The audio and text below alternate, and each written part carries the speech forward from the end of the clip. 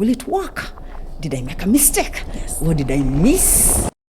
True power doesn't shout. True power is not loud or boastful.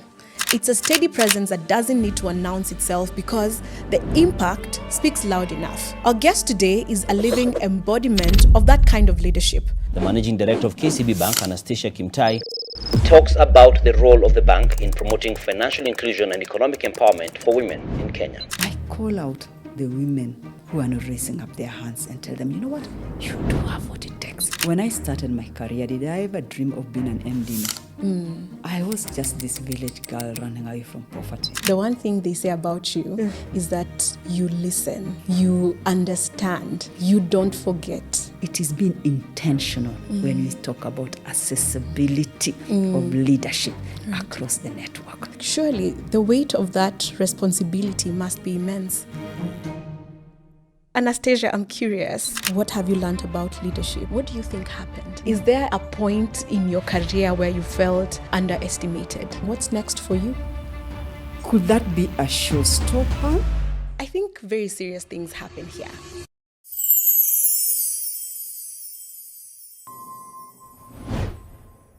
So I'm going to start with telling you a story. I remember my first interaction with a bank. I was about, I think, 8 or 9 years old, and I had a piggy bank. And I had been saving diligently, and it got to a point and my mom told me, I think it's time for us to take this to the bank now. And so I remember going to the bank with my mom and entering the bank, and the first thing that got me was, okay, wow, the walls are all white. There's glass everywhere. It's very serious. There are men in suits, men and women in suits. And I remember thinking, I think very serious things happen here, you know. And at some point I even felt like, maybe I don't belong here, you know. And my mom was obviously with me the whole time. We went, we had the piggy bank, we put the money, and we opened a bank account. But, you know, as I was preparing for this interview, that's what came, like that first interaction with the bank. And so, Annastacia, I'm curious, what was your first interaction with the bank like? You know, Terry, I'm looking at you and it's like you read my story. Oh! Yeah, because my first interaction with the bank was when my dad took me to purchase a banker's check. By then, I didn't know it was a banker's check. I knew it was a piece of paper. And I entered this bank and, you know, being the village girl I am, stepped in and looked at the way people look like angels. To me, they look like angels. They didn't look like human beings. The way the place was neat, you know, the things had been arranged in a very meticulous way. And I asked, is it for real, you know? So I asked my dad, are these real human beings? You're lucky you saw women. I didn't see a woman. You know, guys were dressed in ties, shirts were white or blue. Yes. And my dad told me, yeah, they're human beings. In my mind, I knew they were angels. So I asked him, kindly, when they are giving you that piece of paper, allow me pick it up. And in my mind, it was to verify that they are real human beings. So when they were giving me the piece of paper, I made sure I held their hand to feel the blood in them, that they are real and they're human. And you know, they must have been shocked. I was shocked. Honestly, I knew I was in heaven. I knew I was in a different place that's not found in this world. So when I held the gentleman's hand, I told my dad, I want to work in this institution. What does it take to work in this institution? And he told me, you must be very good in maths. I told him, maths? That's it? I will. And going back to school, I made sure I excel in maths. And I'm the old school ones where I did maths, economics, and geography in A-level. And throughout my career, I looked for an option where there was a word banking. That was my interaction. And up to now, I don't regret. Yeah. That's powerful. The fact that that moment shaped what you became, like, that's very powerful. Thank you for sharing that with me. But what is interesting, you said that you didn't see women. I didn't see a woman. Did that not scare you, thinking that, okay, I haven't seen any women in this bank? How did you process that? Reflecting on it right now, I think I needed a place whereby I'm experiencing it myself. Because being the village girl, the first thought could have been, I want to get married to a guy in that institution. But I said, I want to work in that institution. So I believe it's, trying to experiment and get to appreciate that, what you desire you can achieve. Because at that particular moment, it didn't cross my mind that way, but I wanted to experience, is it real? Can I also be in such an environment? Yes. And that's why I wanted you get it? Yes. You ask me now, I didn't say a woman and I'm saying Yes. Could that be a showstopper? Yes, and I overprocess it. But looking back, it didn't become a showstopper because I believe getting the credentials will take me to that place. That's why I asked, what does it take for me? Yes. And reason is because also my dad never discriminated us into, a girl and a woman.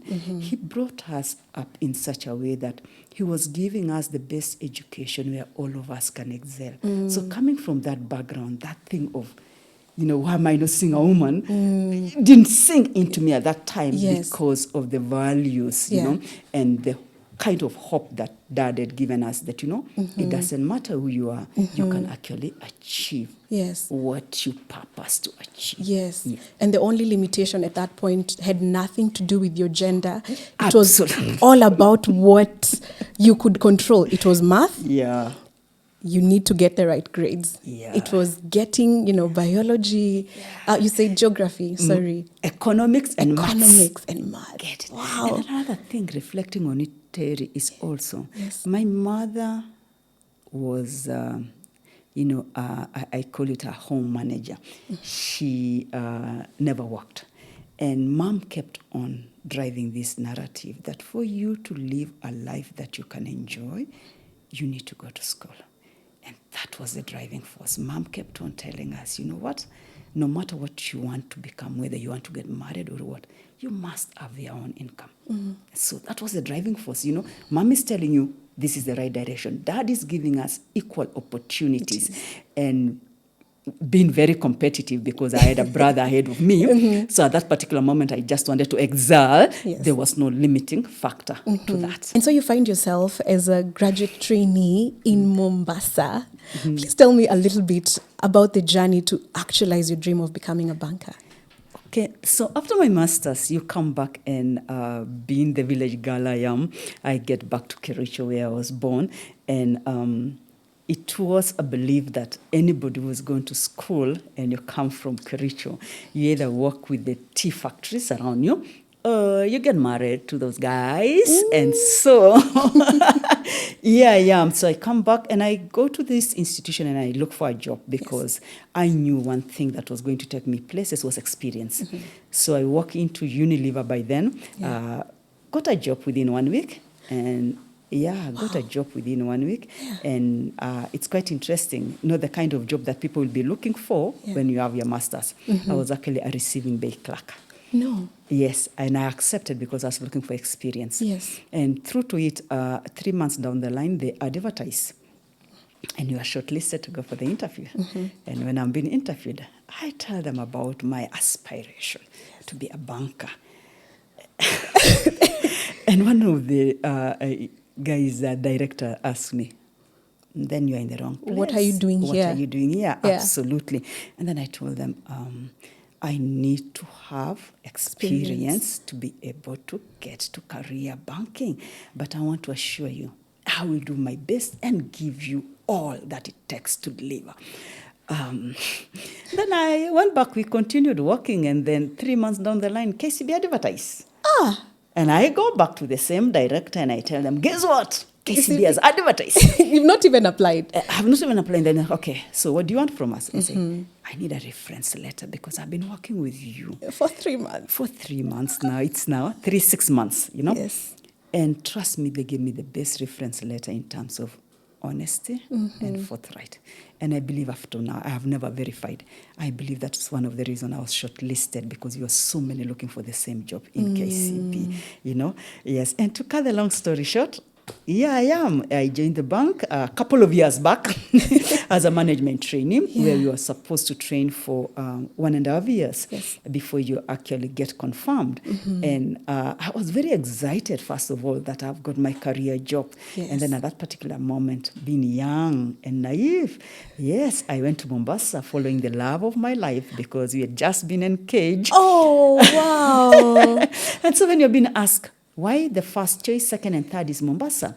I told them I just want to work in Mombasa. But in my mind, it was a love story. It was a love story for me. Yes. And I find myself in Mombasa. But key to note is like being honest and true to what you want to achieve in life can take you to places, because I was very passionate, committed, and I really wanted to excel as a career banker. Because remember, the picture in my head was to excel as a career banker. But also I was cognizant to one thing, that as also a woman, when we were being trained at KCB Leadership Center, I remember some of the lecturers kept on reminding us, if you don't have a boyfriend by now, you might never get married, because career banking is quite demanding. So I had to balance the two. I need to be a banker, and I have to make sure also that I get married, because that was the love at that particular time. And so Mombasa was it. And so I went to Mombasa. We went to Mombasa. Yeah. And from that, key learning as a young woman in banking, and also as an African woman who needs to balance marriage with career, come the call of productivity in my other career of marriage now. And I find myself, starting my family. Immediately I go to Mombasa, and key learnings along the way. The most important thing is to get the people to support you, and a person, a friend who truly believes in you, so that they can keep on encouraging you to be the person that you want to be. And key, because I started family, was the support mechanism. And for me, I got a lot of support from where I married. And I like telling my story about this for the girls who want to excel in marriage. I accepted that family with everything that came along. And my mother-in-law became my best friend. When I delivered my children, she used to come and take care of my children for the 1 month. And because I gave her my all, and I normally crack this joke, even if it doesn't come naturally, fake it until it's real. Fake it until it's real. Yeah. Because I never struggle. And most of the family events that I'm supposed to, Mombasa and Mount Elgon, let me put that, it's far. And by that time you are young in career, so you can afford a flight. So you have to be on a bus. So you can only go home once per year. And so most of the family events, because of the love I had for my in-laws, my mother-in-law used to explain and say, the kind of career that my daughter-in-law has, she can only be available in December. So that made it easy for me to focus on my career, because I knew I had a support mechanism around me. I didn't have to show up everywhere and get tired. The second item that you needed to agree also, if I needed to excel in career banking, I can't be the best in everything. That was very, very important. And I had this conversation with my husband, and I actually asked him, what were you looking for as a wife? Was it the best cook? Was it a watchman? Or was it love? And so when I understood what I was looking for, then I knew there was only one responsibility I can delegate. The rest I can delegate. And excel in that one responsibility and my career in banking. That was very important. Get the support system, get to know your aspiration, talk about these things, and thereafter get a friend who believes in you. My husband was my friend before he became my husband. My family, where I come from, I tell you, I follow a brother. It was very competitive, and we kept on challenging each other, and we shared everything. So getting that act together and building the trust. Terry, it's quite interesting. When my husband put a landline, those days we didn't have mobiles, in the house, I was thinking, this guy is, it's cool. I didn't know. And it took me a while to get to understand the purpose of that landline. And because when I used to leave work and tell him I'm going home, after 15 to 20 minutes, he calls and says, are you reached home? Yeah, I'm reached home. The babies are good and what, And when I say that I'm going to the supermarket, yeah, he'll find me. When I say I'm going to church, the friends will tell him. And so building that trust for the first 3 years. After the 3 years, he allowed me to go anywhere because he knew when I said I'm here, I am there. Yes. So that landline, Yeah. I didn't know was in the process of building trust. Yes. For him to believe that, I'm not playing around. Yes. And for us, for me to thrive in my career. Yes. And trust me because of a lot of travel here and there when you're coming to Nairobi. And also for him, I think it was a mental issue, psychological issue that, this woman is a solid woman. And why do I say that? Because at that time, and you can approximate my age, a learned ladies who have been seen as they cannot make good wives, mothers, right? So I think that's the confirmation and the assurance that he needed to have so that he can allow me to thrive. Yeah. I like that you speak so passionately about, one, you had the desire to get married, and two, you got married and, you actually worked together with your husband to earn the trust, and then he enabled you to thrive. And, just reflecting on it right now, it's a very different time, but I like the fact that you said that I had this desire and nobody questioned it. As when we were growing up as young girls, success meant that after your academics, you settle into marriage. That was how a girl was viewed, and especially a village girl. I was not a town girl, you see. Yeah, a village girl. So it was something that you aspire to have a job and settle into marriage. Another thing that I always share is like, where you find love and you become open and discuss about these things, they just fall in place. Yes. And this is the other gender, sex, love, when you talk about that love. Yes. Because I reflect and I ask ourselves, why do you think that love was created by God? There must have been a reason. And then we really need to go back and search ourselves and say, then what are some of the values that are making this God-ordained relationship to be eroded and not taking priority, right?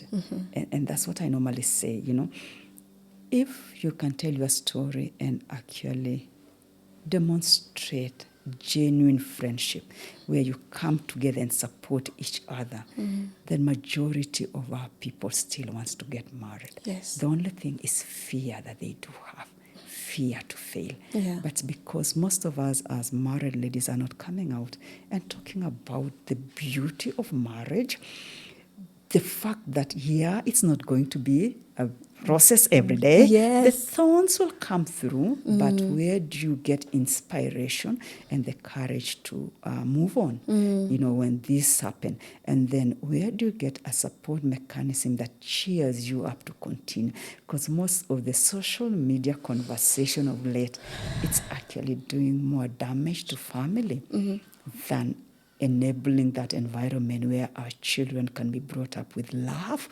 and where they belong. And it's something that I say it's high time that we ladies in leadership need to talk about it if we have to get it right in terms of our values and bringing up a well-rounded human being. I like that. You said that currently, I think the generation that we have right now is fearful. What do you think happened? Why do you think we're so fearful? I believe because of the many social media stories where we see only success, then that enters into our minds and saying, then we'll be the only one to fail. And that's where the fear comes in. People never give you both sides of marriage. And it's true to say there are ups and downs. There are moments that you actually ask yourself, will it work?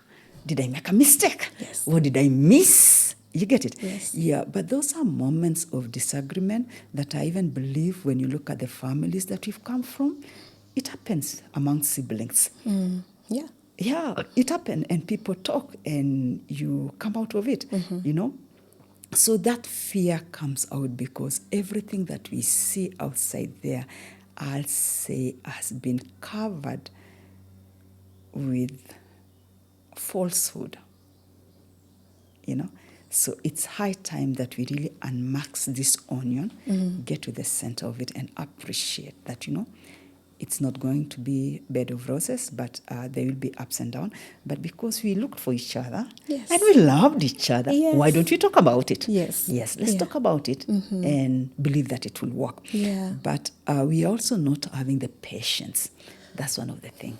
All of us needs gratification here Instantly. and there. Instantly. Yeah. And Yeah. that's what's bringing that fear also. But for anything to thrive, for anything to grow, you must have the patience to weed, water, nurture, and same thing with Yes. marriage until you become a friend. Yeah. Yes, until you're actually able to enjoy this together. Yeah. And I always put this also. When it's not working, then also stand to it and say it's not working so that we don't have mental cases. Yes. And the reality is there are others that honestly you fell in love for the wrong reasons and it's not working. So stand up for it. Yeah. But if you truly are people who are compatible, then the small things that make us to pack and leave, we can actually discuss, talk about it. And I have other leaders, women in leadership also, who've gone through this and can be able to train you and take you along. Yes. I look at what has happened lately, and us traditionally, it used to be our aunties who used to tell us what do you need to do, what is it that a man needs in marriage? Yeah, what is it that you need to come through? And even in careers, Yeah. you look at these things and it's not specific to marriage. Even in careers, if one of you doesn't come down, that conversation will not end well. That's so true. it's the same thing in life, So kind of get a support mechanism around you that you can be able to discuss. And I normally say, not necessarily in detail, what are some of the trade-offs that you can have? Yeah. What are some of the conversation I tell the young girls? You look for each other. The first discussion is you and him. Even if he's not listening, talk and tell him it's me and you sort it out. Yes. And I'm not going anywhere because we started together. And you realize over a period of time, I've learned that when the gentleman keeps quiet, that's a sign of apologizing. It doesn't have to be, I am sorry. It doesn't have to be, I'm sorry, and it's Quiet. action. Unlike us ladies, we talk and talk and talk. Yeah. In fact, let me keep going. You keep I going. need to get it out. Until listening to me. And the Yes. guy is listening. And it's like, Yes. we are all nurtured differently Yes. the way we are brought up. So get a support system that you have this conversation so that you can learn and you can actually get the cue. Yes. Yeah, when you're having this conversation that, by the way, this guy is sorry. Can we He's move sorry. on? Let me cut him some slack. Thanks. Yeah. So those are some of the things that reality as human beings, there will be disagreement even where you are born. But the thing is, did you stop being there as a family? No. And then why are you giving up When it comes to marriage? Yeah. And let me tell you, marriage is the best thing that can ever happen to a human being if that is your call. That's the best place that you can be real, you can be yourself, and you can get the required support. Yeah. Yeah, so long as you don't compete. Yes. My husband is a social guy. Yeah. I am the quiet one. Yeah. Yeah. And we've managed, I know what he likes. He knows what I like. Yeah. I love my quiet time. So you go out, have fun. Yeah. When you come in, tuheshimiane. Yeah. Let's respect each other. You'll find dinner is there. It's there. The microwave is there. I've put out for you everything. No matter the time, come, sort yourself. Yes. And then look for where the bedroom is. Because I love to sleep and I don't like interruption. Yeah. And that's how we've been able to thrive in our marriage, Yes. Yes, getting to understand the other partner. That's true. Giving them room Yeah. to enjoy what they love. And it doesn't bring a lot of heated conversation because he's True. enjoying his life. I'm enjoying my life. Yeah. And I think that's where sometimes maybe our generation gets it wrong. Yes. When we think we have, when we're told you become one, we think that our lives have to match. No, you still can go out, Yes. have fun with your friends. Yes. I will recharge by being quiet. Yes. So, just being able to still maintain Be your myself. own life and be yourself. I Absolutely. like that. We could talk about marriage for a very long time. Yeah. Only because, like you said, I think we are a generation that lacks people who talk positively about it. And I think it's a problem with community. The way we used to have a community rally around you is no longer there. Yes. And the way we are looking for communities right now, we sort of have to pay for that Yes. community. True. You know, because aunties are scattered all over Yeah. the world. So for you to find a community, you're paying and you're not necessarily getting the right things, the right counsel. Yeah. But you know, Terry, I believe you get your act at home together, then you come to work to thrive. Yeah. And that's where I normally start. Without getting your acts together at home, there is no way you come to the office and I tell you, you know, leave your home stuff at the door and come and work. And these are the conversations that we need to start having so that the girl child can thrive in their place of work. Yes. It's a fundamental thing Yes. that we need to address so that when you come to work, you give it your best. Yes. Yeah. Yeah. If you're not happy at home, you will not perform here. Yeah, true. All right, let's go back to this journey 27 years later. 27 years later. When you reflect on it, what would you say it has been like? What have you learned about leadership? Yeah, 27 years later. When I reflect on my growth journey 27 years later, the fundamental leadership principles that I've learned, one of it is people. People can take you to places. Second are systems that come through to support you. And finally, processes. Yeah, when you have those items together, and when I talk about people, it means the internal people, for me, my employees, and the external one, who are my customers. Yeah, I think those are the very key fundamentals that I have learned for these 27 years in my career in banking and having grown through the ranks and risen through the ranks. Yeah. People, systems, and processes. Yeah. When we talk about people, there is Bonga na MDK. Please tell me about this initiative. Yeah. When you talk about people, you have to be intentional first to find out what drives this human being, what are their needs, what are their aspirations, you know, and then thereafter go out to support them.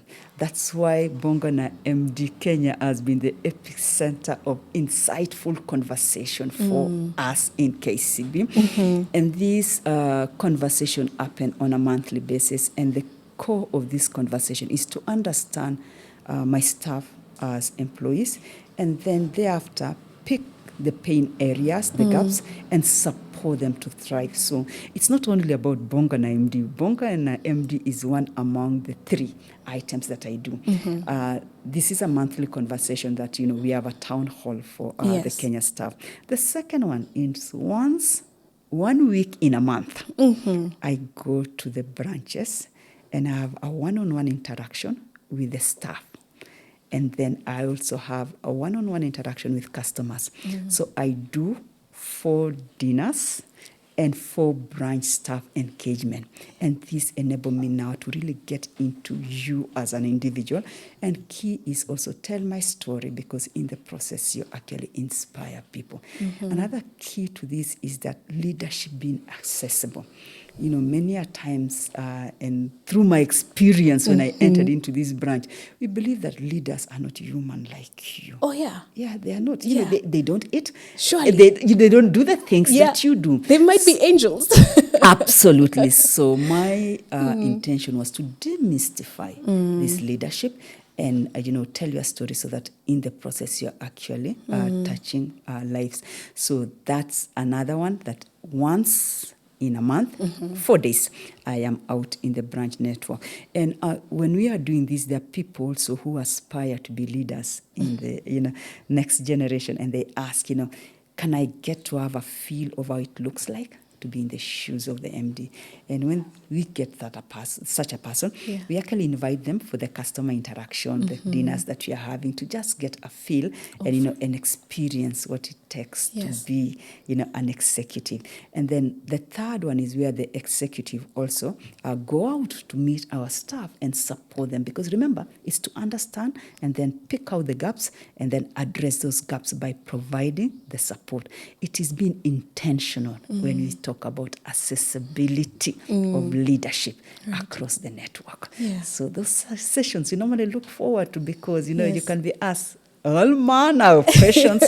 And you need to be vulnerable as a leader and Yes. share your story because that's the only way you can connect with the staff. Another thing, with the customers also, going into their business places and getting to understand their businesses enable us to respond appropriately in terms of the financial solutions that we have and build trust. And in case of any query, they can actually reach out to us. Yes. Yeah. So. When I speak to people at KCB, the one thing they say about you is that you listen, you understand, you don't forget. You remember birthdays. You remember people's children, and you want to follow up and ask about how they're doing in their progress. That's the feedback I've gotten. And I'm like, surely the weight of that responsibility must be immense. Terry, it isn't that immense if you surround yourself with people who go out of their way to give their best because they understand you. One thing I'll say is that the support mechanism, starting all the way from the communication team, my business manager, my PA, they're awesome because you can't remember everyone's birthday, but when they diarize, they remind you and you do what you had said. But key to that is then for them to know that you value that, you mean it, and you're intentional, so that when they diarize, it makes their work easier. So surrounding yourself with people who know you in out. My team knows me in out, Terry. You know, I only have one version of me. Yes. The person you're seeing today That is helps. me. Yes. And it really helps in terms of our engagement and interaction, even in terms of my expectation, what is it that I need, So that has made it very easy. Yeah. Second, is the technology that we do have. Yeah, those reminds you on very important days and dates in life so that, you are able to reach out to your staff. And then remember, I said people is what has made me to be who I am. Yeah. When you actually listen to these people, you get to know what is it that they love. You get to know what is it that they, the family expect of them. And when you come out on these events, these occasions, they give you their all. And when you study human-centered principle, get to understand the person as a whole so that you can be able to support them, first of all, to grow, understand their aspiration, and then hold them accountable. And in the process, you are creating a conducive working environment for all of them to thrive. Yeah. I like that. It's very clear. It's coming out. People, systems, and processes. But before we get to talk about maybe processes, so it's 27 years later. You're now the managing director of KCB, the first one. Take me back to when you learned about this position and then, oh, wow, I am going to get that position. What was that like? Let me tell you one thing. When I started my career, did I ever dream of being an MD? No. Yeah, that's the truth. I was just this village girl running away from poverty. And it was to me the basic necessities in life, in the Maslow theory of wants, it's to make sure that I do have food, shelter, and clothing, and that I can afford to fry my vegetable. I can afford to eat bread. And whenever I say this bread, yeah. And you'll ask why bread. Yes. When we were growing up, we used to eat bread on Christmas. And this Christmas day, my father really supports the family. So we are 7 siblings, and the brothers and sisters are also here. And he buys 1 loaf of bread because that's what they can afford. And 14 people sharing 1 loaf of bread. So what do? You become smart and book the crust. So this day I booked the crust, and my elder brother took it. And I was very annoyed. Yes. And I told my mom, you know what, Mom? I'll work hard in school until I'll be seeing bread like this. Yeah. And my mom cried. And now I understand. At that particular day, I couldn't understand because Why she was crying, yes. yeah, that she can't afford. Yeah, and that's what, when I'm talking about the basic needs, bread is one of it, because that was the motivation for me to really work very hard. So it is this girl that wanted to meet the basic needs of life and excel, because I had an elder brother ahead of me, so I needed to excel, and he made me to be very competitive in nature. So you get to do the work, excel in that work, then you ask, okay, I have mastered it. What does it take for me to move to the next level? Yeah, and you work so hard and you find yourself, oh, I'm a branch manager of a medium-sized branch. And then after that, it is, you go to the next one and, you excel and go to the light-sized branch. From the light-sized branch, you also excel. And so you become a regional business manager. And when I was growing in my career, some of the challenges that you could go through is like, it's not a guarantee that you get everything as you grow. You must trade over times. And why do I say this? When I was going to be the branch manager of Treasury Square, it was by that time same grade with what I was holding when I was in Kilindini. And so, because being the same grade, there's no salary increment, but they have to give you a small increment so that so that you can run with the leadership role. So you must take some risk and you must take new challenges. I'll say I went there because it was a licensed branch and I wanted additional responsibilities. And reaching there, the role of the regional business manager came up. And I had done treasury scan, then I said, why not? Yeah. Let me go for it, But there are times that when the leader leaves, they have to give somebody an opportunity to act. So, you act. Once you've sat in that chair, it's like, but it is what I'm doing. I'm able to do it. So why don't I apply for it? And you apply for it and you give it your best, So that has been my career growth. It's at no time had I ever dreamt that I'll be the MD, But I just kept on aspiring. When I do my role, next one. So when it came the director retail, and I was in Mombasa, I honestly believe that, that's a role for the Nairobians. Yeah, and because they're very competitive. Yes, and I believe that there are some attributes which are required because now you go to public speaking. And listening to my English, I went to the public school. So there are so many things that you start judging yourself and saying you don't have what it takes. You disqualify yourself before anybody disqualifies you. I disqualified myself. But I had a genuine friend who is my husband. And he asked me, do you apply for that role for director retail? And I told him, hiyo iko na wenyewe. Yes. And he took me back to the office and he actually assisted me to put through the application. He literally entered the data. Wow. Yes. And after that, we went home. And to cut the long story short, I got that role. And that's why as you grow in your career, you must surround yourself with people who trust and believe in you. More than you believe in yourself. Because that was my lowest moment that I disqualified myself for that role. And so when I became the director retail, here I am. I'm doing the work. I'm enjoying it. And I did it for 12 years. The industry doesn't know that I was there for 12 years. 12 years as the director retail. So when the role for the MD came up, I was actually away and I was appointed to act. And I came back and said, I started working normal and my PA by then tells me, Annastacia, branch managers are annoyed with you. Then I asked myself, why? But I'm trying to clear the interest so that by the time the client comes in at 8:30, there's no pending work, No, it's like, no, you haven't seen the communication. I said, what communication? You are the acting MD. I said, what? Me? No, can't be. So I walk into the group CEO's office and I say, Paul, what have you done to me? Oh, what have you done to me? And he asked me, have you forgotten that I am the appointing authority? Oh, wow.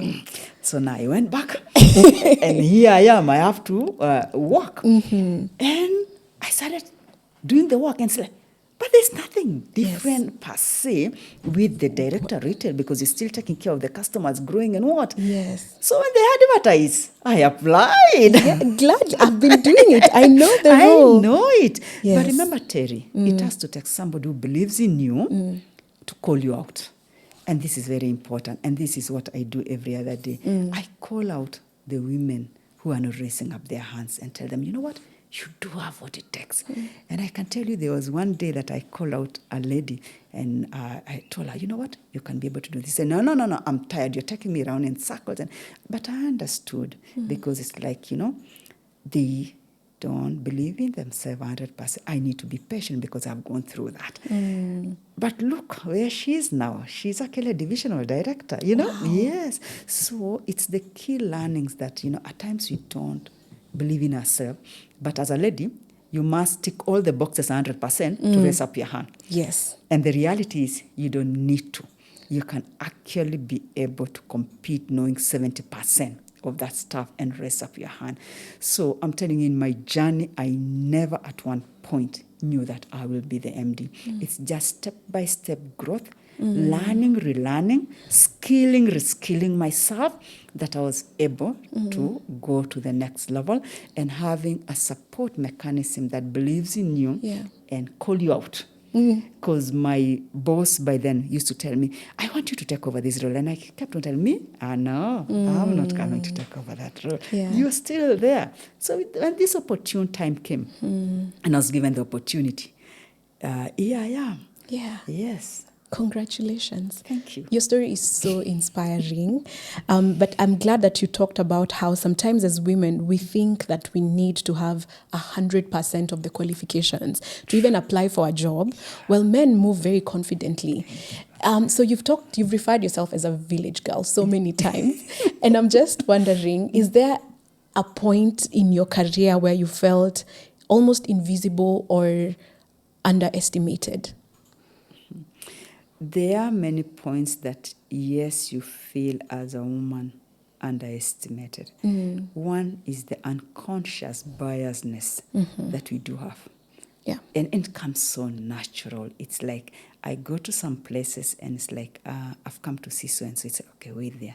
So you give out your card and say, oh, the MD KCB. And it's like, it's unconscious biasness that you're expecting that the MD of this institution has to be a gentleman. You get it? Second, discriminated against as a woman. Oof. It happens every other day, Yes. Yeah, and you feel at one point that may God give us the humility to take it in and still smile and show that we have content and we have the right skills and competence for the roles that we are holding.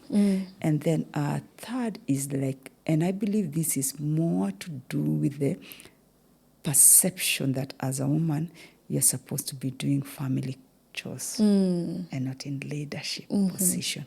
So those come out openly when you are in leadership, that you feel this discriminated. And then finally, and many a times we sell ourselves short, and this when it comes to salary. As women, we really don't negotiate for ourselves, and you expect that everybody will do the right thing and will tell you this is the rightful amount. And so you find after you go into a role and you compare and say, oh, heck, what went wrong? Yes. Yeah, because we trust a lot. We trust a lot, and you expect that it will be given to you. Freely. Yes, Yeah. but as at now, as a leader, I actually stand up for the women in leadership, and I tell them, this is what you need to ask for. This is what your peers are earning. And I champion it myself because I've gone through it and I know what it means. Yeah. Yes, so to do the right thing. I like that you're speaking this passionately about it, especially as someone in leadership, because I think that's where it starts, being very transparent about how much this role, a person in this role is getting. Because I think for a very long time, organizations have just, they won't tell you exactly. Let's see how much you value yourself. No, it's the role of the HR to make sure that they bring you on board with the lowest pay as possible. Yes. So you only have yourself. You only have yourself to blame. And then you get into the Yeah. role, you realize what everybody else is doing. You get resentful. Yes. And by month 3, you're applying for other jobs. And it doesn't do the organization any good because the turnover is very high. So I think that's a very strategic way to approach things. And also it empowers the women to know, you know what, I can actually ask for this. True. Yeah. I have been in that position where we used to do the same job with this guy and he was paid double what I used to earn. Yeah.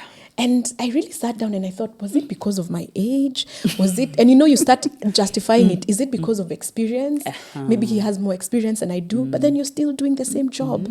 Absolutely. Yeah. True. Yeah. So anyway, now that we're talking about women, there's a proposition that you're very passionate about. I love talking about it because I think it's brilliant.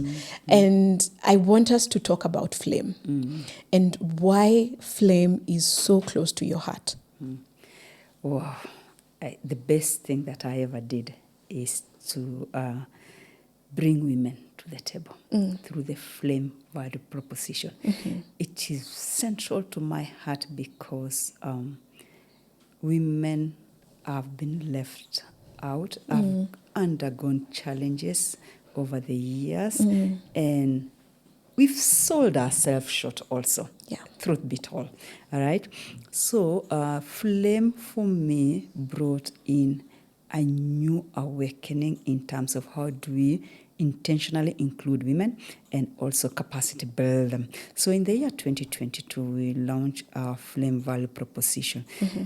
Many of the customers look at the tail end of the launch. But before that, we had 5 years of soul searching and addressing our unconscious biasness as employees. And reason is many a times that you will show up in the branch and you say you want to take a loan. Traditionally, you'll be asked, okay, is your husband aware and the like? And when my husband show up tomorrow, it's like, oh, Mrs. was here yesterday. But when I show up, they don't tell me Mr. was here yesterday. So that unconscious biasness. And another thing also, we didn't have data segregation. So we couldn't define that these are businesses being run by women or led by women. And then third, the kind of requirements that traditionally we had asked for as the banks, we are asking for securities. Where I come from, I'm the first asset of Mr. Kimtai. That's the reality. That's true. Yeah, I don't have title. No. So when you ask me for title to run my business, what are you actually telling me? Yeah. So we had to really look at what you're asking for. Third, also because a woman is taken as a businesswoman and at home you are natural doing your responsibility as a wife, as a mother. We normally don't keep books of accounts. No. And those are the requirements that you're asking for. Yes. So then, how then do we come to support this woman? But a woman will tell you, I know this business is profit-making because I'm doing 1, 2, 3. But the bank doesn't The bank look at thinks that. they're Looks at the unbankable. Absolutely. Yes. So we really had to do a lot of pilot, speaking to the minds and souls of our people so that they can transform, looking at our processes. Yes, to make sure that we are inclusive, and then using data to really speak about this woman, in business. And women take risk, calculated risk. But many a times there was this narrative that we women don't take risk, So we really needed to address that and even review our credit methodology, whereby cash flow now became the center conversation of ability to assess credit. So 5 good years until now, the gentlemen actually became sponsors of this value proposition. So when we got it right now, because we piloted with 10 branches for so long, and we also needed to transform the mindset of the people who are servicing ladies in business, then we roll out across the branch network. And let me tell you, when you come up with a solution that speaks to an existing need, the numbers just grow because so far we've been able to train over 17,000 women. We have over 900,000 women businesses having advanced over 140 billion in terms of loans. We have what we call unsecured loan up to 10 million. Yes, so that at least, you don't have the security. Yeah. And then the critical thing is that changing that took place internally in terms of our processes. Because by the time a woman is telling you, I needed a loan, they're crystal clear, they needed it like yesterday. And I'm talking to you because I am clear. Not that I am thinking about taking a loan. So it assisted us to improve on our TAT and get to appreciate, the kind of conversation we need to hold with our women. Yes. And then also capacity building. Truth be told, we still have our dark side trying to come up every now and then.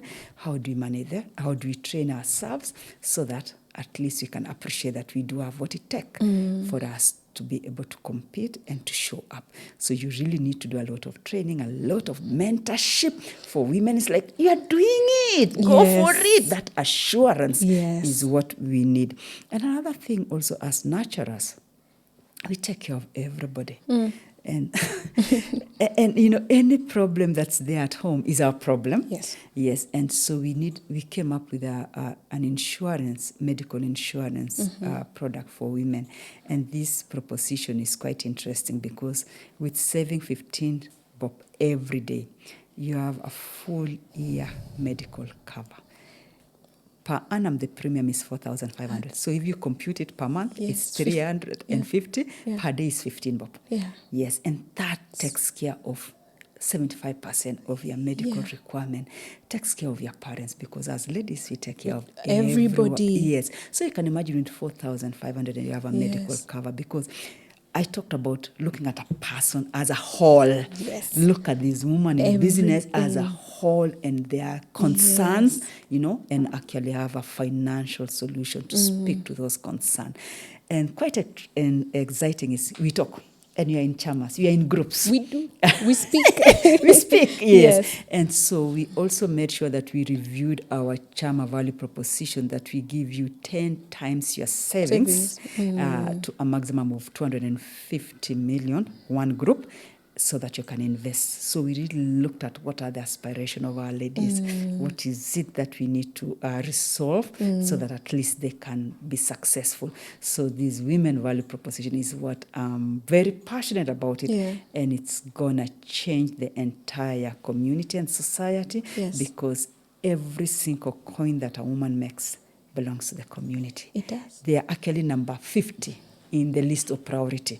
So this is quite impactful. We've scaled it up, and one of the things that we are intentional whenever we do the visits, the client visit, is to speak about it, because most of our customers don't know about it. It's true. It's true. Yes. And then another thing also that we did was our procurement.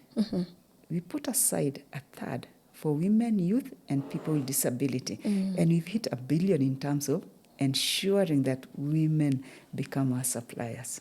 So you have to be intentional on some of these things. When we started, everybody used to know that under A or B, Annastacia will ask, so what's the percentage of our procurement allocation? You have to speak about it for a while before people internalize and start doing it, because it's the right thing. So that's what you've done under the Flame value proposition. I love talking about Flame. And one of the things that you've talked about is capacity building. And you've hosted exclusive financial empowerment sessions in places like Eldamar Ravine. And, for many women in the rural or what we call underserved areas, and, a visit from the MD, that's a big deal. And I just want to know, what are the things that you learn when you go to the grassroots that you will never learn in the boardroom? And let me pick it up, Terry, from Eldamar Ravine. Because I was shocked with Eldamar Ravine audience. First day, we had women very excited and ready to go. The next day, we had the other gender. And in the next day, because it is MSMEs and corporates, majority of the people, 90%, are the guys. And before we even started the conversation, they asked me, what are you doing with our women? You can't do this. And I told them, okay, let's talk. What is the issue? You are breaking our families. And I told them, thank you so much. Let's talk. I'm married, happily married. That's what I know. I'm a mother. I'm an executive, and there is no day my title has made me not to do the work I'm supposed to do. As a wife, and I yes. even gave them an example when my father-in-law passed on. You know, the family I married to didn't know my senior role. Oh, wow. When they saw the number of vehicles from KCB, they asked, What do you do? what does this woman do in the bank? Yes. And I actually told them, if somebody was humble, they will continue being humble even when they thrive in their business. But if this woman was going to leave, even in her poverty, she is going to leave. So let's talk about your concern and then the assurance that you need. Because the reason why I champion Flame with a passion is because I know women who genuinely have found love in their marriage will actually uplift that family and will make that family to thrive and will make their husbands very proud and give them the confidence. Because there's this theory that you need to read. When a man doesn't have money in their pockets, they can't even be men. Yeah. That's the truth. So with this value proposition, if I genuinely love this marriage, we will work together and my success will be our success. And you'll become a very proud husband. So when we went to that level and they actually started taking the books and I said, okay, then you're doing the right thing. Can you come again next year? Yes. Why is this very powerful for me? It's powerful because you have to speak to the fears that we have outside there. Yeah. The negative narrative that has been driven around a successful woman, that they are not homemakers. Yes, and give that assurance and tell your story, because I normally say, I tell my story so that they believe. And I tell them, you can scroll my phone, the first person I call is my husband, my children, I'm fine. The last person I call, and if I'll go for these meetings up to midnight, I'll send a text message. It has even made me to be closer to my family. And empowering women has no correlation with actually destroying families. Yes. In fact, it has every reason to building and bringing up a solid family and solid children for the future. So when you spoke about Elder Maravin, I will never forget about it because of that. And every person needs an assurance that this is going to work for all of us, for the benefit of all of us, for them to join in. So for me, that going to the ground was an eye-opener, because where I am, somebody come and told me in the office, no, but we will not be allowed to do this, and yet I've addressed the issue of unsecured loan, credit methodology, everything else. How? Why? So at times it pays when you go to the ground to really understand some of the challenges that you can never get when you're in the office. Yeah. And then also to preserve and keep confidential information confidential.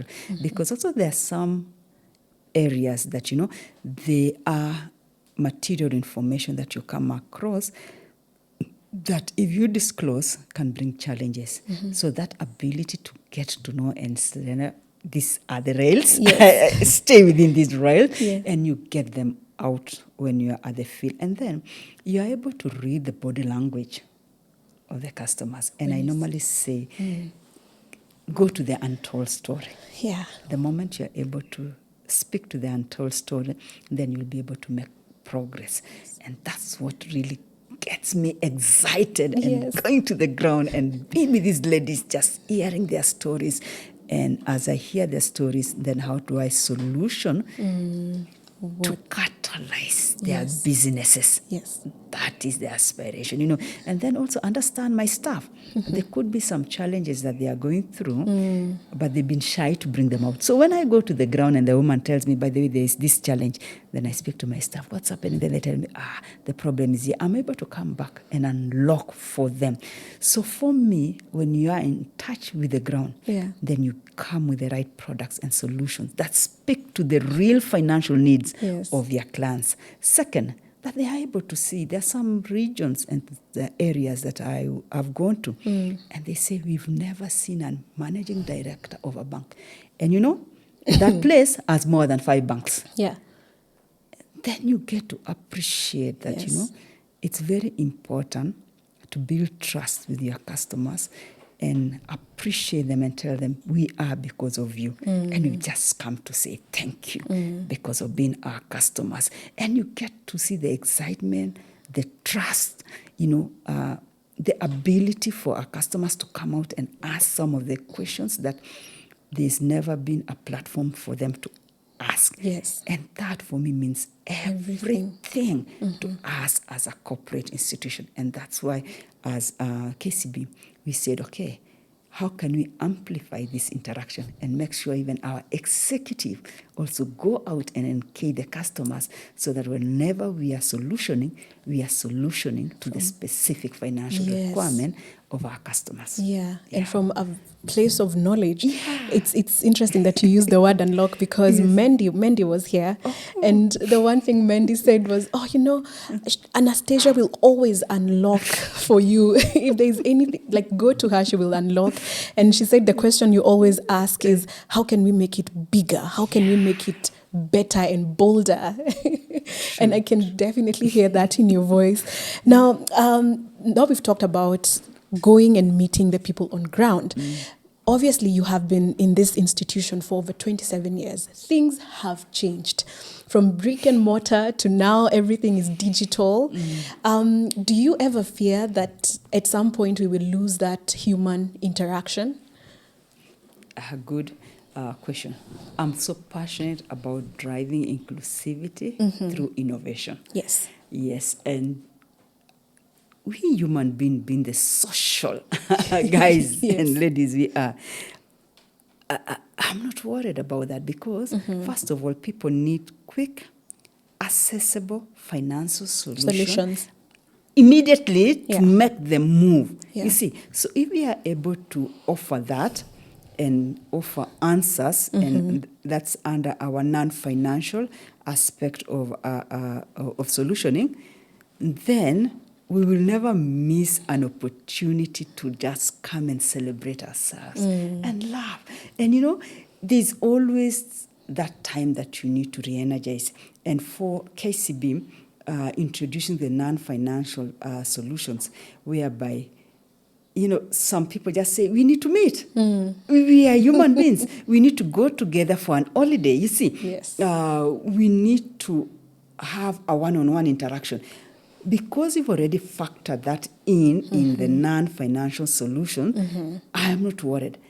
My biggest joy is that I've enabled my customers to be able to get the right answers at the right time so that they can take advantage of the opportunities they come across. We will, and we are intentional. That's why we go out. We are intentional to still have the social forums, to still have engagement. And let me tell you, as Africans, we eat together, we celebrate together. That's true. How will you eat a meal digital? You cannot. So we still have to have these forums where we just come and true. say, you need to join us for one of the flame sessions where we just go out and dance and be the girl that we are. Yes. And then after that, now come and talk about the financial issues. Yes. And thereafter, just, stay together and, have a meal, that we will still have because of our nature. We are oriented that way. Yeah. I'm definitely going to make an effort to attend one of the Flame meetups. But still on this issue of digital transformation, obviously KCB right now has 71% as the youth, which is an amazing number. But with the young people, we have very different ways of working. And one of the ways that people want to work, they want to work from home, right? And, initially it would be you go to work 8, you clock out at 5, you go home and deal with your family. But now working from home means that sometimes your dining area becomes your office. And I'm just curious, what are your feelings about the idea of working from home? How do you think that affects the family life balance, work-life balance? And it's quite exciting that you're asking that question because I'm a champion of working from home, having a hybrid. And the reason is, if you look at the productivity of a lady when you work from home, it's quite high. And we've done it because we've piloted at one of our units, the Customer Excellence unit. And actually the productivity of a lady when she's working from home Yeah. is quite high. Yes. It was quite interesting also to see that the productivity of guys when they're working from home is low. Yeah. And we have to study that and find out what's the reason. And we are all different. There are people who love to work from home. And it makes them more productive because they are able to do so much. And the reason why we are piloting this solution is so that, first of all, that we can be able to support you. Yeah, there are people who like to work from home, but they don't have the infrastructure. Remember, I talked about people, system, and processes. Yes. So how then do we put in place systems and processes to support them to work from home and thrive? Remember our goal. We are here for people for better. We want our people to thrive, to be the best that they can be. So you need, as you pilot, people to volunteer and then make sure that you have the systems and the processes to ensure that productivity is not eroded. All right? And then also, second, to give people a choice. The ones who like to work from office, so be it. Yes. Give them that choice to be able to work from office. But key challenge for us in leadership is how do we ensure that as you work from home, you have the required tools and resources and the required support, and then your productivity doesn't go down. So we've concluded with one of the units. We are starting on another unit, and actually this is per request. So when you come and say, how about considering this, then we respond because you go out, get to know what inspires your team and support them to thrive. So for me, I'm an advocate of working from home for those people who want to work from home. And if that's that's going to make them thrive and unlock their potential, we will support them. Yeah. Yeah. Wow. Okay. That's very interesting. I was expecting something completely different. I want us to change the gears a bit and talk about legacy. So I will give you so initially when I thought about legacy, I used to think, it's that thing that people remember when you're gone. And to me, it really I didn't care about how people remember me when I'm gone because I'll be gone anyway until I had my son. And that was last year. And now I've been thinking about this legacy so seriously because I'm so keen on knowing the kind of world I leave him. And now it has started making sense. Initially, I was just, no, legacy is just a thing that people want to, but now I'm very keen about legacy. And so I have two questions for you. One, would you say Flame is your legacy? I'll say the impact and the transformation that you have created will be our legacy. And why do I say it's the impact? Because it's not only about the women in business, but also what we do out of work. And why is this very important for me? As of now, I'm supporting a school of 388 girls that before I came in, I'll say that everybody had lost hope on this school because the average grade in fourth form was a 3.1. So nobody used to go to university. Yeah. Over 70% of the ladies conceived before they finished school. There was no discipline. There was nothing. And I remember when my husband, we were having this conversation and he asked me, can you support these girls? And I said, you know what? I like doing my things in a quiet way. Yeah, so I ask, I don't like being broadcasted because I'm not a politician. So I really had to go down and do some soul search. And I said, okay, let's work with these children first and find out what the issues are. And so when I had the first conversation in this school, and I kept on telling them, look at yourself in the mirror and tell yourself you have what it takes, no matter your background. Yeah, even if you're a grandmother's child, that will not define your future. And these girls told me, Madam, but we have no mirrors. I'll say it was the lowest moment in my life that, you take for granted so many things. A mirror, I believe you've looked at yourself more than 3 times. Today? Before you came here. Yeah. But these are girls telling you, but you have no mirrors. That moved me. And I had to put mirrors in the 4 dormitories so that they can start that assurance that, yes, you are able to transform yourself. And guess what? By the time I was having the next talk, the girls were very smart. Small things in life. Mm-hmm. Yes, small things. And I like to quote from Mother Teresa. Mm-hmm. She says, not all of us can make big things to happen. But if we do the small things with love, then we can transform the world. That's what I'm talking about, impact. And within 1 year, this school grades improved from 3.1 to 5.8. Wow. That's why I talk about impact. Mm-hmm. We had 15 girls going to the university. Mm-hmm. And I look at ourselves and I say, if we can be able to do the small things with great love, then that's the kind of legacy that we need to leave. Mm-hmm. That somebody can say, I am because somebody else was concerned about me. Mm-hmm. And that's what I'm saying. I want to take it from the girl child. Mm-hmm. Can we people who've been advantaged to have a job, to be in leadership, go back and give it back to the community? If all of us does these small things, then we will start seeing a transformative world. And then now, second is now come to the employment, and you ask about Flame. Yeah, for me, it's a transformative initiative because you're able to bring people who've been left behind economically to the table and play their role to catalyze the economic development of this country. And thereafter, go home as proud mothers and nurture and take care of the children. Hence, in the process, we will be transforming generations. Generation to come, community. Yes.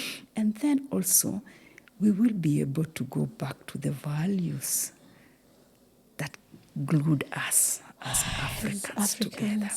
So when I look at it, I'm looking at it at a 360 degrees view, you know. Yes. What values do you ascribe to? And then if you ascribe to these values, what are some of the economic empowerment that can make you champion these values and transform the next generation to a person who is confident, know that they have what it takes for them to excel and live a purposeful life. Yeah. That's the kind of thing. So it doesn't matter where you are, all of us can be able to create an impact in our country. Yeah. Yeah, so very small little things. Little things. Done with big love. That's it. Yeah. You've talked about values, and everybody who has come here has told me about your faith. That you're a staunch Roman Catholic. And I want to talk about that and how instrumental your faith has been in your journey. And also the fact that you got a little recognition from a pope. Let's talk about that, please. Now you have all the background information about me. Oh, goodness. As a young girl, our father took us to boarding school. So I went to a boarding school when I was in class 3. A Catholic boarding school. And you'll ask, why did Dad do that? Dad did that because he believed that education will take us to places. And for us to thrive in education, he looked for schools that were doing well. And that's when we went to boarding schools. Yes, my parents are Catholics, you know. So that solidified our faith in terms of how they do things, the behavior. Quite interesting when I tell people even how to walk. You know, I'm tall. Yes. We were taught how to walk straight with our heads. Oh, wow. Yes. How to speak. Yes. How to carry yourself around as a Catholic girl was quite instrumental. And then the ability to shine. That was ingrained in us. So when it comes to our values, and I know the team will tell you, Annastacia is a stickler of time. Yes. Yes. Yes, Annastacia believes in leaders doing the right thing and being held accountable. I believe in integrity.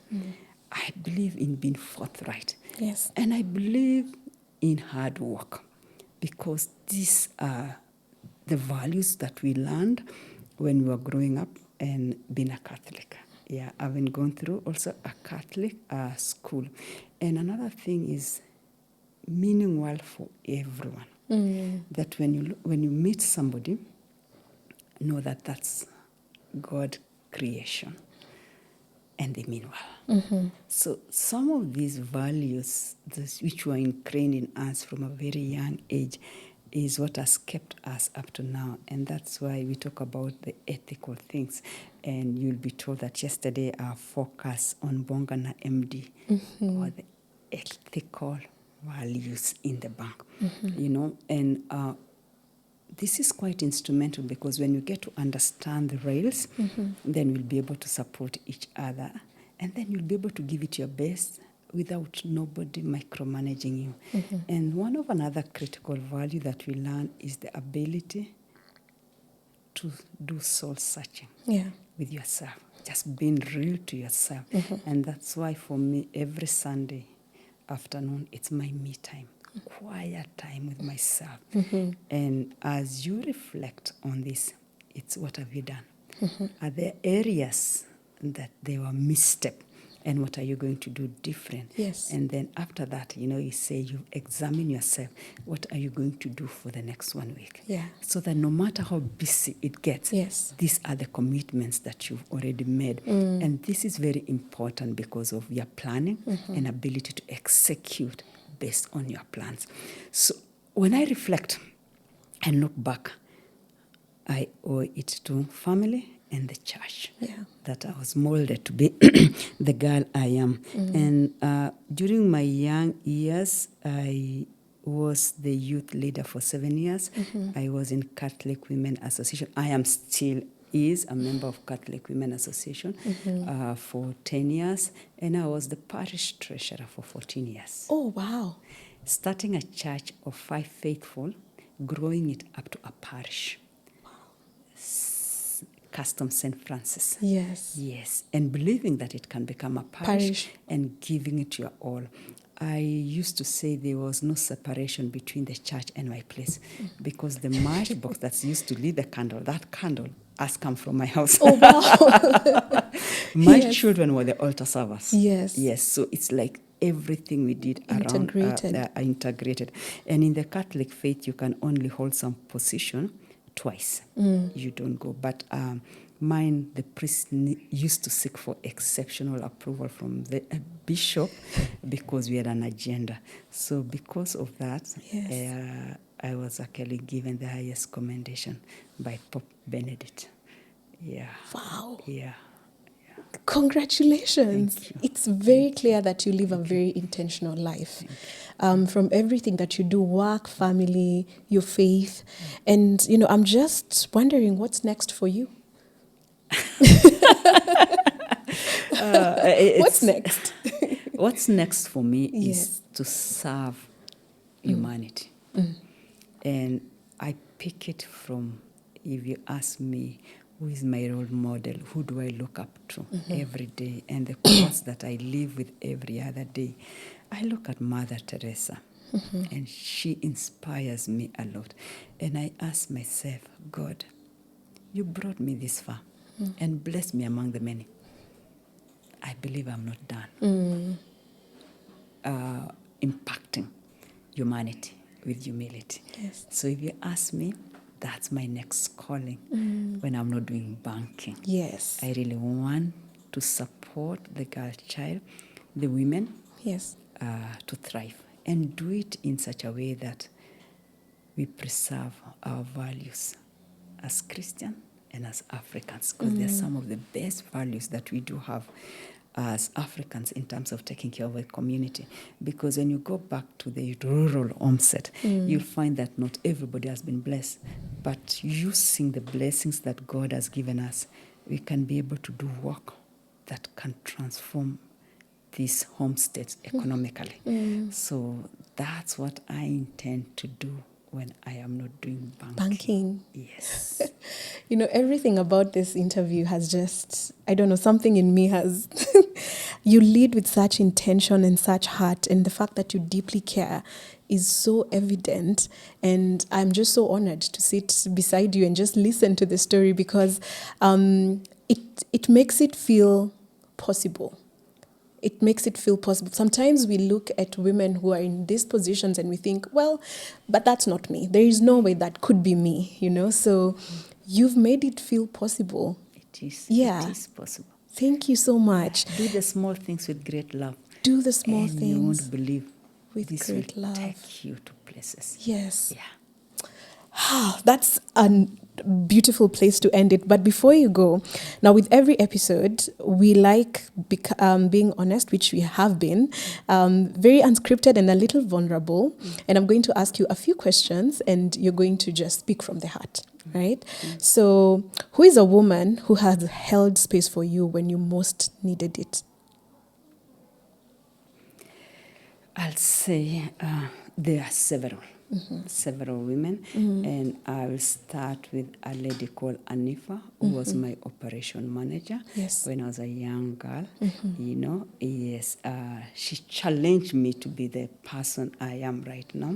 And then fast forward, my regional business manager, you know, by then. So I look at the leaders who are in that space and the challenge. And then my branch manager, Beatrice Ngari, who actually challenged me because as an economist, it's either black or white. Yes. And told me, gray area. No gray area. And told me, if your aspiration is to grow, Yes. then you must go back to school and study. And that's how I did an MBA where I did strategic leadership. You get it? So, and I'll say it's the women who are ahead of me because I learned to be open and share what my aspirations are. And then I used to have a divisional director, Catherine Njoroge, who, when she came to course, picked out me, and it's like, wow.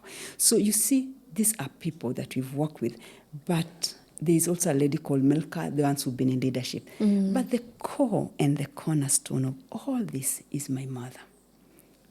My mother, who kept on pushing me and telling me, Annastacia, for you to be respected in this world, you must have a job. You must have your own money, girl. Yes. For you to live the life that you are, despite the fact that she never went to school. She took care of us when Dad was out of the country. So I look at her and I just, I celebrate her. And then Mother Mary in the Bible. Because what we go through as women in leadership is precisely what she went through. Yeah. Many a times, standing for the right thing, even when you don't understand. Yeah, and still being there. And as I also speak about the youth, my children who are youth, the patience and the humility that you need to have to be able to support them. Yes. Yeah, I just, so you ask me, I get women everywhere that I've interacted with who actually support me. And the quotes I read every day from Mother Teresa is to still be grounded in humility as God continues blessing you and to still do the right thing. And know that you are not special. Yeah. Yeah, but God has just used you to bless other people. For me, women, I read a lot of books and everything that I'm able to pick has inspired me. But I reflect and I say, as mothers, we have a bigger call to really mold and inspire and allow our children to be and have the humility of Mother Mary. Yeah, to be in prayer so that we can bring out the best in them. Thank you. Yeah. What's a mistake that taught you something unforgettable? Well, a mistake that taught me something unforgettable. I've done so many mistakes. I can't say that I haven't come this far, Without making mistakes. I haven't made mistakes. So I think the mistake that I almost made that I'll never forget was when my area director called me on a Saturday when it was a non-working Saturday and requested me to go and represent him in a school as a guest speaker. And you know, the first thing is like, why me? A Saturday, you know, you're supposed to laze around. Yes. Yeah, and and you know, when you were calling, because I told you, my very good friend made sure that we had a landline. Yes. I was actually, you know, you could hear from my conversation me giving excuses. And he told me, no, go for it. Yeah. Do it. And I'm telling, but I even don't have the speech. And, you know, I hadn't. So it's like, boss, I'm still thinking. And, you know, it's like, no. And then when he told me do it, I said, I'm doing. Yes, I'm doing it, but I don't know the how. Yes. I'll do it, sir. So immediately we woke up, wrote for me a speech, and we went for this event at Shimolatewa. Those days, there were so many strikes and banning of learning institutions by the boy child. I went, did it, you know, with a heavy heart. That was the mistake, because I went with a heavy heart. With a heavy heart. With a heavy heart. Yeah. And really asking myself, why me? You know, and that's what you normally ask. Why me? Why you know, me? yes, why me? And when I went and did it, and we had this conversation, and I gave my story to the boys. And that year, they didn't ban the school. The following year, they didn't ban the school. And they started performing well. You know, I looked back and I said, that could have been a big mistake. But looking at myself, what it did to me, the speech that I read in my story was played in Kenya Broadcasting Corporation. Those days, we didn't have all these media outlets, you know, on Saturday, on Sunday, Monday morning. And with this, the area director Kelly called me on Monday and told me, wow, I didn't know you are quite eloquent. From today, you are going to be our change champion for Coast Region. Wow.